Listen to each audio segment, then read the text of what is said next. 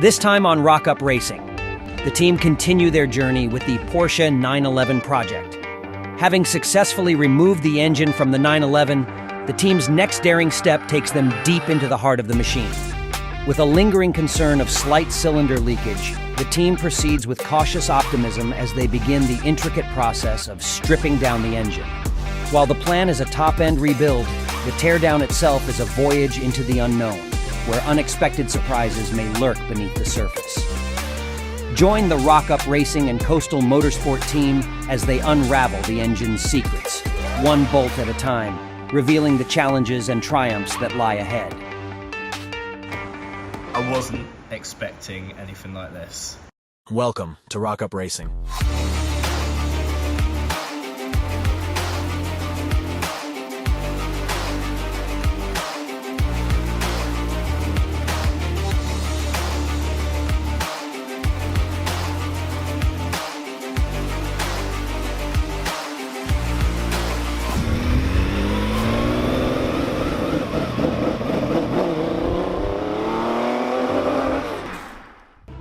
Today, the disassembly has begun.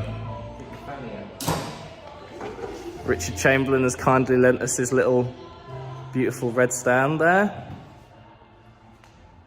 And look, it's coming apart! Before removing the engine, the team conducted a leakage test while it was still in the car, revealing a troubling issue originating from cylinder 1.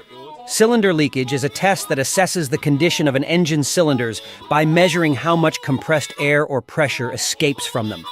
The possibilities for the source of this leakage are wide-ranging, from a badly seated valve to a cracked valve seat, or even compromised piston rings. A bad leak could result in reduced engine performance, increased fuel consumption, or worse, complete engine damage, making it essential to uncover and rectify the problem. Now, with the engine on the stand, they must remove the camshaft to ensure that all the valves are securely closed. Only then can they conduct another leakage test, leaving no room for doubt in their quest to uncover the truth.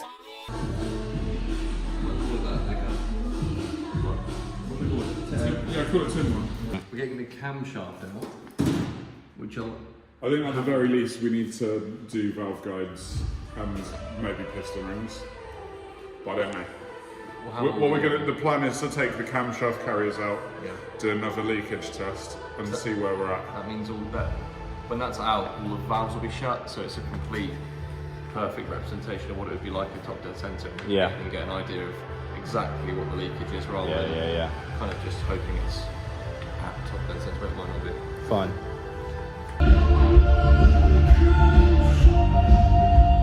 What was it? So we've just taken out chain tensioners that go in there. Tom is taking out the rocker covers so we can take the rockers out and then we can get the camshafts out. What do we have under here?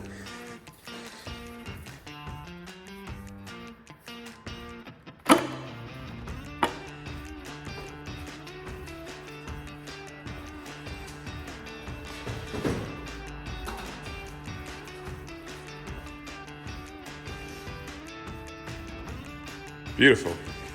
We need to take this sprocket off of the camshaft. We've already taken the nut out. There's a little pin in there with a threaded hole. Nice. Coincidentally, if you take the end off a spark plug, it fits in the hole.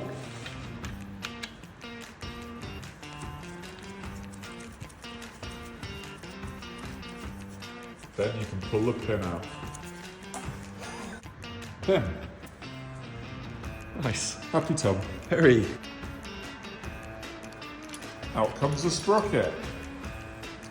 Whee! So we've removed all the rockers. And now Tom is going to pull the camshaft out. Rotate it. It's obviously stuck on the lobe is stuck. There you go.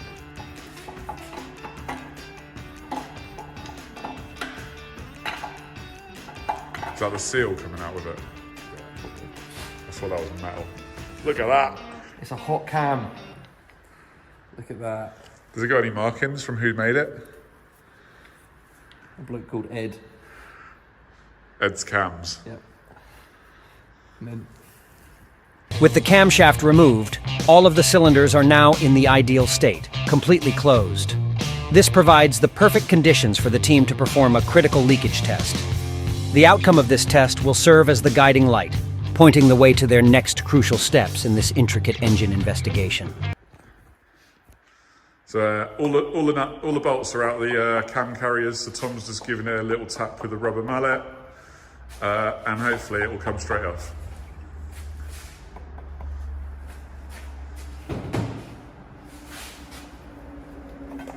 there we go, look at that. Look at that. Beautiful. Woo! Nice. Filthy. Something. What's that one there? Oh, Something lovely. in that corner. So Tom's hooked up the cylinder leakage test. Now we've got the cam out, we know that the valves are 100% closed. You can see it there. We can see that we've got about 40% leakage in cylinder one. Slowly And dropping if you down. put your fingers in the exhaust port, you can feel the air. No air on your fingers here. We want to see if air's coming out the oil. Can you?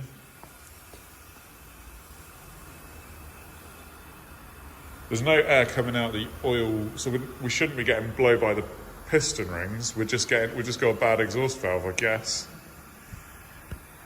With the leakage test done on cylinder 1, the results revealed a concerning 40% compression leakage, sending ripples of concern through the team. Holding their collective breath, they proceeded to check each subsequent cylinder, and to their relief, all seemed well. However, the lurking shadow of uncertainty loomed large. The next step was to take the cylinder head off and delve into the heart of the mystery, a potentially catastrophic revelation that could spell engine damage of epic proportions. This is the cylinder we think we have the problem with. Right. I'm figuring there's going to be something in here. Either the head's cracked, or I hope we can't find anything. We'll get it pressure tested and it'll be okay. Yeah. Because the valve might just have a bit of carbon build up. It might not be shutting properly. The valve spring. And hopefully Pop out. the valve out. Just like that. That's nice.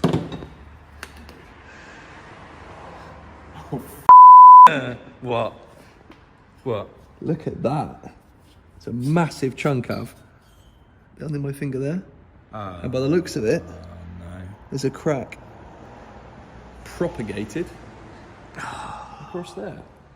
So that head is toast. I zoomed into his face, his reaction. Bad news. The head's cracked. Cylinder 1 head is cracked. Really? There's a big crack in it. Yeah.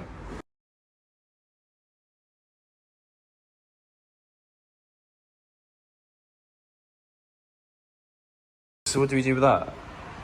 What is this? That's it? Is that just? Do we just chuck that away, or what do we do? This isn't good. You can get this machine back, Right. but if the crack's all the way through, All then the way through. the head is toast. So that needs to go to someone to be completely refurbished, like remachined. Yeah, man like Richard A man like Richard. to sort us out. I wasn't expecting anything like this. The crack on the end of my finger there. The damage there, yeah. Not good, Charlie. Great. Not good. After uncovering the deeply troubling sight of a badly cracked cylinder head, the team is left with a daunting challenge: to search for a skilled hand to machine the damaged cylinder head, all while hoping that there isn't more hidden damage waiting to be discovered. With the newly reconditioned cylinder head as their beacon of hope, they continue on a journey of uncertainty, determined to fix what's broken and breathe life back into this Porsche 911.